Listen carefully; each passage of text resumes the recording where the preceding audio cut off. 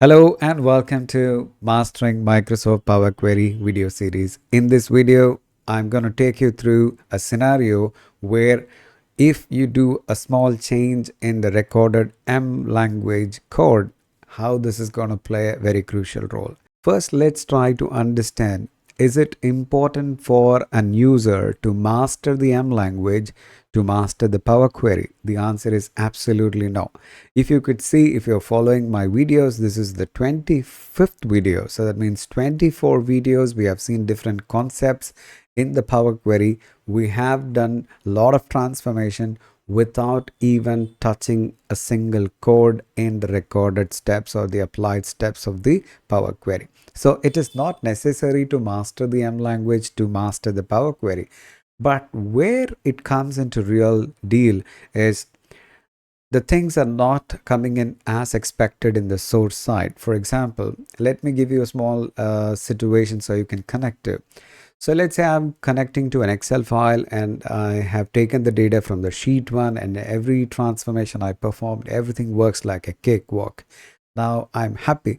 Tomorrow when I get a new file, when I change the source step to refer to the new file, the things are not happening. When I go ahead and check it, the sheet name was not the same which was referring earlier when I did with the first file. The first file which I used for recording the steps was having the sheet name as sheet 1, whereas the second source file, when I changed it, the second source file sheet name is not sheet 1, it is something else. So what happens in those cases? Now that's where the M language knowledge comes into play. So now in this video, I'm going to take you through that scenario. What happens if your sheet name is not same when your data sources Excel? So to handle this problem, it is not necessary that you have to understand the entire architecture of the M language, how it works. It's not necessary to understand 700 plus functions of M language, not necessary. So if you learn where to go and what to do and why to do it, and that's more than sufficient. So in the coming up videos, what I'm planning to do for you guys is, let's take scenarios by scenarios in the real-time world, in the corporate data handling side, and let me show you which functions of the M language, which codings of the M language, if you have the knowledge of them, it will really help you a lot in making your life easier in the Power Query. So without much ado, let's get into the action to see this scenario and to handle this situation. All right, so now I have a data set right now in front of me.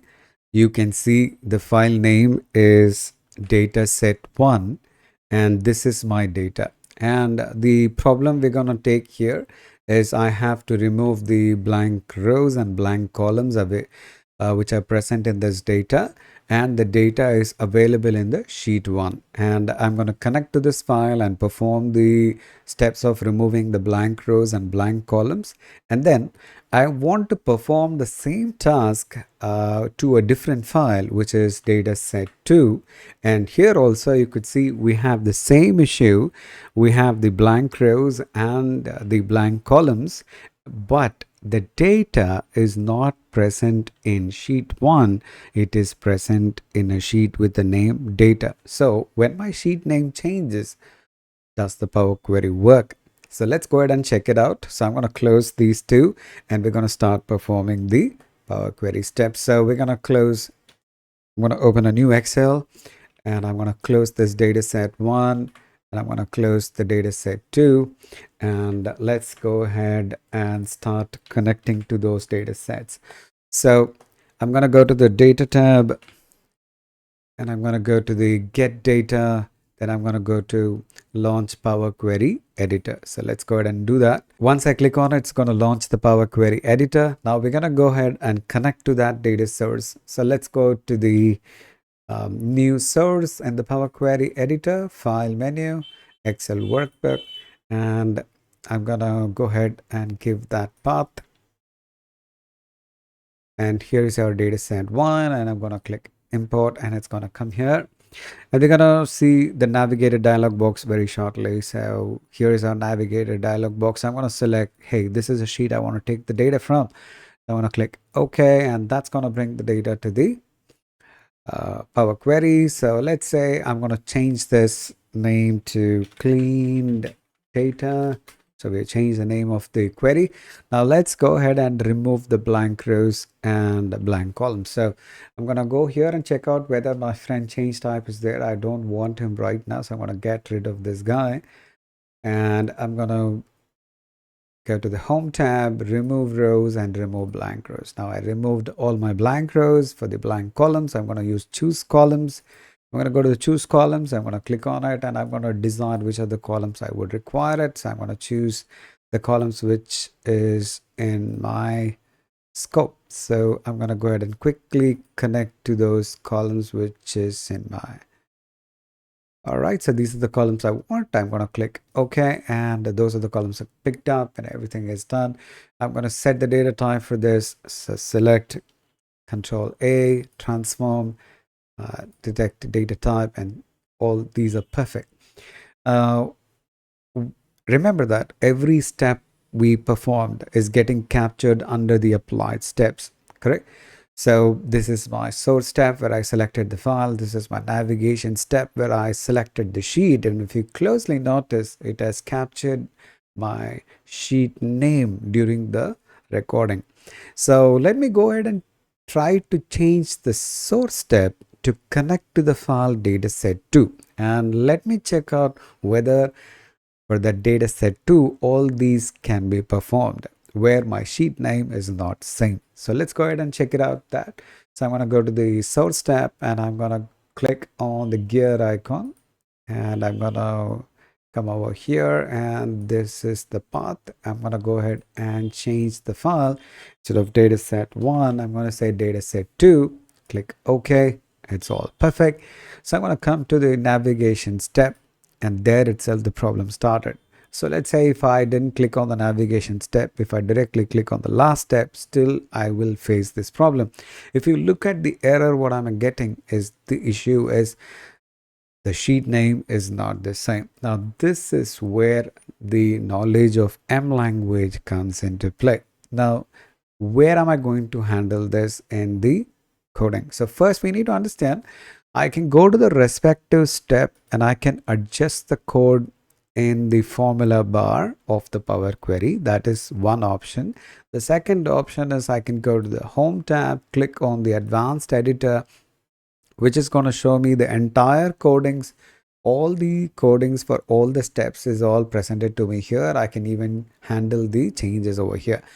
Now, at a beginner level, I would say let's not come into this box to handle it, but as we start discussing more scenarios, definitely we'll come to this advanced editor to handle the steps. So I'm going to go ahead and close this one. I don't want to do this in advanced editor, but I know where the problem is. The problem happens exactly in the navigation.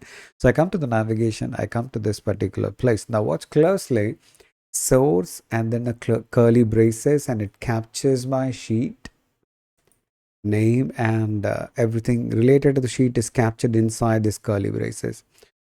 Now all I have to do is come to this particular section and remove this whatever I see inside the curly braces, delete it and put the number 0. Now the moment I put 0, what it really means is I'm saying, hey, once you connect it to the file, take the first sheet in my file. Indexing in the Power Query starts from 0. Indexing in the M language starts from 0. So 0 refers to the first position or the first sheet in this case. So when I say 0 and when I click this tick mark to take my change in the code, now I don't see that problem. So now it worked perfectly. Let me go ahead and click on the last step. All those steps I performed in dataset 1 has also been performed even in the dataset 2 also, irrespective of different sheet name.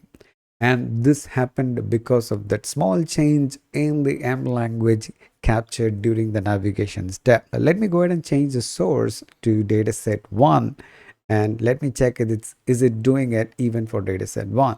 So I click on the gear icon and I go here to my So now I'm going to change this to data set 1, and I'm going to click OK. And let me show you the proof for it. Now you can see that we are in the source tab. When I go to the navigation, it picked up because of that 0. So the small change in the M code made our life easier. So now you can see that the knowledge of M language definitely plays an important role when the things are not in the way as we are expecting in the input side. Now, this is an example where we take Excel as an input source and we are trying to learn it. But as coming up videos, we will take different sources, the problems related to different sources, how to handle them. And even whether it's Excel or not, once you loaded the data, and there are certain places you can tweak it up during merging, combining. So those kind of things we will also take it into consideration in the coming up videos. I hope you guys loved the input from this video. I hope it is useful for you in your Power Query journey. We'll meet you again with another interesting input, another interesting scenario where the M language knowledge comes into play. Until then, take care of yourself. Signing off, Hariharan.